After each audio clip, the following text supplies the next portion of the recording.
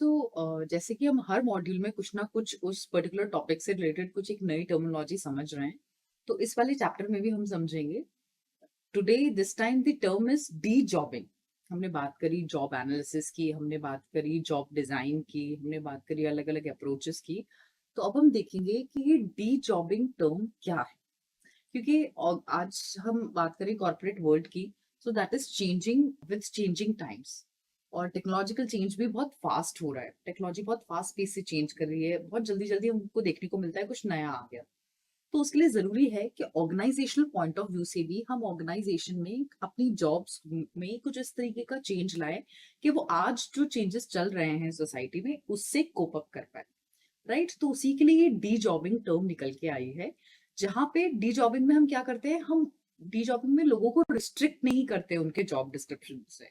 We allow them to perform a variety of work, a variety of job, and then analyze themselves कि भाई वो कहाँ stand कर रहे हैं, how they are functioning.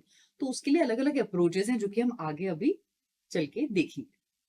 So the term de-jobbing is a way out for the employees that frees them from the shackles of a job description। जैसे कि मैंने अभी बताया कि आप सिर्फ जो जॉब डिस्क्रिप्शन में लिखा है सिर्फ वही काम नहीं करेंगे। You will go out of that and work and function. अब आप कैसे करोगे वर्क और फंक्शन, उसके लिए पहले हम डेफिनेशंस देखते हैं कि हर एक साइंटिस्ट ने क्या डेफिनेशन दी है। जो विलियम ब्रिजेस थे उन्होंने कहा था कि ये जो डी जॉबिंग है is when an organization or industry shifts away from formal job descriptions to some other arrangement to get their work done। उनने कहा था जब एक ऑर्गेनाइजेशन अपने फॉर्मल जॉब डिस्क्रिप्शन वाले प्रोसेस से हटके किसी और अरेंजमेंट पे जाती है, तब जाके उसे हम डी जॉबिंग कहते हैं। फिर एक वेबसाइट है answer.com करके, उन्होंने डी जॉबिंग को कैसे डिफाइन किया है। उन्होंने कहा है it represents the gradual reverse of the process that created an employment driven economy, now becoming obsolete as a result of globalization and technological advancement, which makes it unnecessary for every business unit to reinvent the wheel। तो उन्होंने कहा है आज जो है systems और processes बदल रहे हैं। तो जो पुराना तरीका चलता था, एम्प्लॉयमेंट ड्रिवन इकोनॉमी जो थी, वो अब ऑब्सोल्यूट होती जा रही है क्योंकि ग्लोबलाइजेशन टेक्नोलॉजिकल एडवांसमेंट आ गया है। तो उसके लिए जरूरी है कि हम अपनी हर बिजनेस यूनिट को कुछ इस तरीके से री इन्वेंट करें कि वो इन चेंजेस को इनकॉर्पोरेट कर पाए। Therefore, dejobbing is simply disentangling of job descriptions and boundaries to make room for a team project approach of doing things in the organization। So here we got this term कि हम अभी तक बात कर रहे थे जॉब डिस्क्रिप्शन से बाहर जाके काम करने की, लेकिन जॉब डिस्क्रिप्शन से बाहर जाओगे when you are going to break your boundaries, तो आप क्या किस चीज के लिए रूम बनाओगे, for a team project approach of doing work. आप टीम बना के या प्रोजेक्ट बेस्ड ऑर्गेनाइजेशन बना के काम करने की कोशिश करोगे, तब जाके वो डी जॉबिंग कहलाता है। Dejobbing is focused on doing more work with fewer resources. तो यहाँ पे डी जॉबिंग क्या मानती है कि हम ज्यादा काम करें थोड़े से रिसोर्सेज में।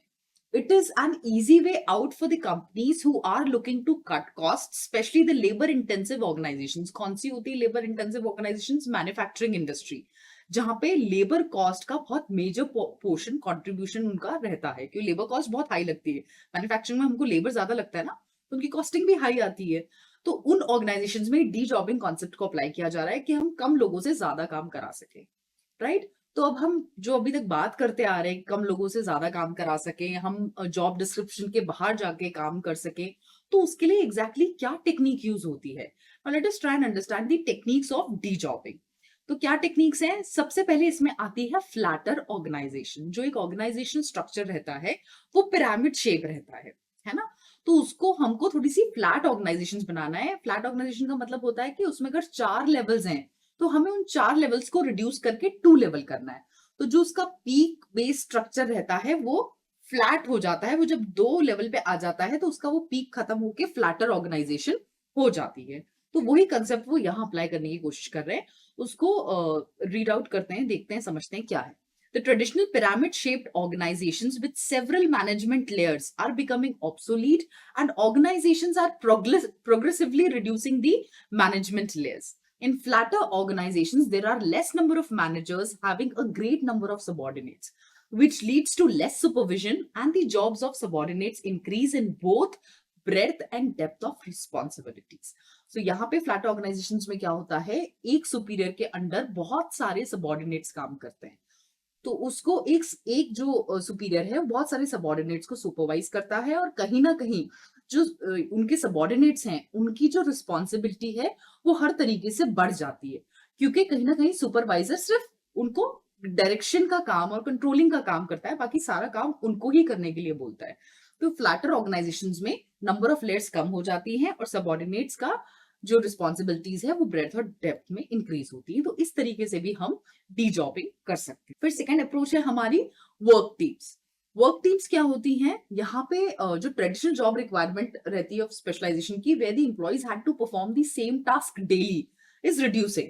Today tasks are organized around teams and processes instead of specialized functions. आज हम क्या कर रहे हैं अप्रोच, टीम्स और प्रोसेसेस के अराउंड अपने टास्क को ऑर्गेनाइज और डिजाइन कर रहे हैं कि हम टीम बेस्ड ऑर्गेनाइजेशंस बनाए, बहुत सारे लोगों को मिला के एक टीम बनाए और उसी को सारा काम दे दें, और वो जो टीम मेंबर्स है वो अपने हिसाब से उस काम को डिस्ट्रीब्यूट करें और अपने काम को डिस्ट्रीब्यूट करके उसको परफॉर्म करें।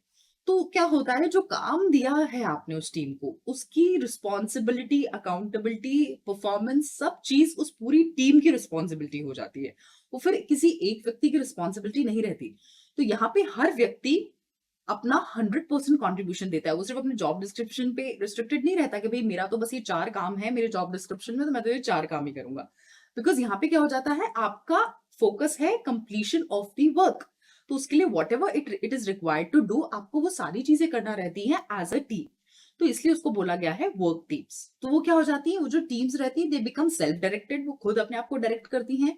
क्रॉस फंक्शनल हो जाती है because everyone is performing every work. So this is how this dejobbing functions in case of work teams. अब third है boundaryless organizations. So according to Gilmore, in a boundaryless organization, the widespread use of teams and similar structural mechanisms reduces and makes more permeable the boundaries that typically separate departments like sales and production and hierarchical levels. In such organizations, cross-functional teams are the norm, and the employees are actively discouraged from having it is not my job kind of an attitude. तो बाउंड्रीलेस organisations में क्या हो जाता है, जिन employees का it's not my job वाला attitude रहता है, उस टाइप के एम्प्लॉइज को डिस्करेज किया जाता है। यहाँ पे माना जाता है कि क्रॉस फंक्शनल टीम्स के फॉर्मेट में हम काम करते हैं, राइट। यहाँ पे वही नॉर्म रहता है कि कोई भी काम आपको दिया जाए तो ऐसा नहीं कि सिर्फ मेरा तो यही काम है मैं यही काम करूंगा। You are ready to function and work whatever the work is given to you, irrespective it belongs to which department, right. तो क्या होता है, बाउंड्री लेस ऑर्गेनाइजेशन हो जाती है, क्योंकि क्या होता है पहले तो बाउंड्रीज रहती है, ये फाइनेंस की, ये एचआर की, मार्केटिंग की, ऑपरेशंस की। लेकिन जब हम रेडी है to function in any of the functions, तो that becomes boundary less, right. Fourth point है हमारा री इंजीनियरिंग, राइट।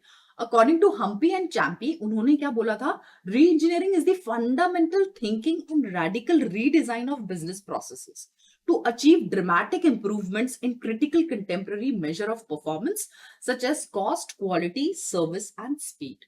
तो ये क्या कहना चाह रहे हैं, री इंजीनियरिंग। री इंजीनियरिंग यानी हम अपने बिजनेस प्रोसेसेस में इस तरीके से चेंजेस लेके आए जो हमें बहुत ड्रास्टिक इंप्रूवमेंट दे। किस कंटेक्स्ट में, in the performance, in the overall performance. जैसे हमारा कई बार होते हैं जो हम बिजनेस प्रोसेस डिजाइन करते हैं, कई बार हम ध्यान नहीं रखते, मे बी हमारा मोशन या टाइम मैनेजमेंट गड़बड़ा जाता है, जिसकी वजह से बहुत ज्यादा टाइम वेस्ट होता है 1 यूनिट ऑफ वर्क को कंप्लीट करने में। तो जब हम अपने बिजनेस प्रोसेस में इन चीज को रेक्टिफाई कर देंगे, तो जो हमारा वेस्टेज ऑफ टाइम हो रहा है उसको हम रिड्यूस कर सकते हैं और हम अपनी स्पीड बढ़ा सकते हैं।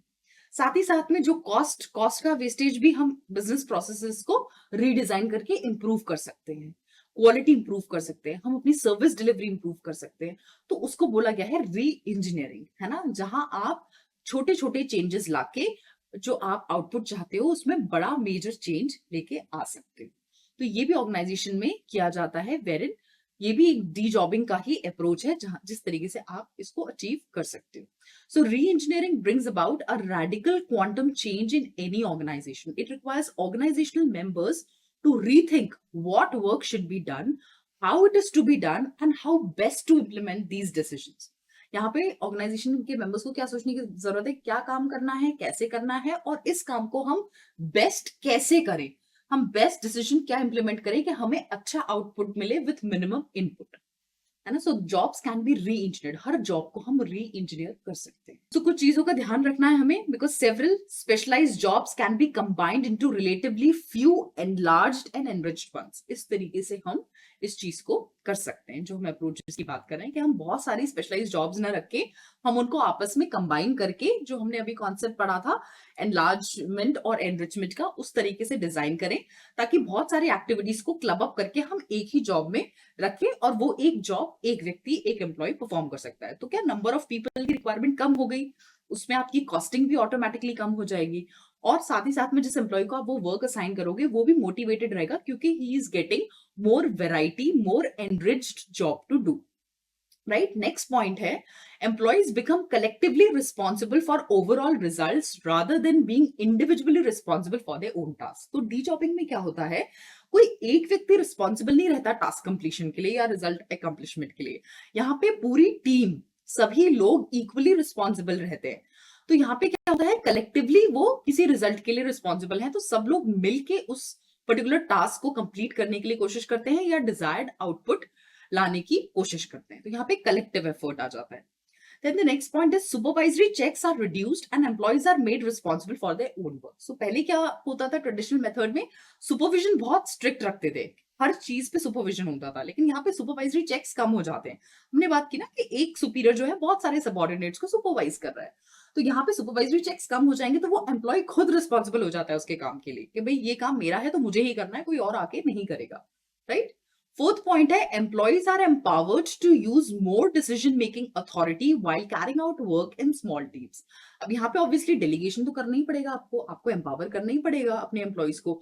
तो यहाँ पे आप उनको डिसीजन मेकिंग अथॉरिटी दे देते हो छोटी छोटी टीम्स को, कि भाई आप इस लेवल तक के डिसीजंस अपने लेवल पे ले सकते हो, इसके लिए आपको ऊपर से अप्रूवल लेने की जरूरत नहीं है। बिकॉज आप एम्पावर नहीं करोगे तो उनका काम अनइंटरप्टेड नहीं चल पाएगा, है ना। हर चीज के लिए उनको फिर अपने सीनियर्स से या अपने बॉसेस से अप्रूवल लेना पड़ेगा, विच टेक्स टाइम, और टाइम अगर लगेगा तो उनका जो फाइनल आउटपुट है वो भी डिले होगा।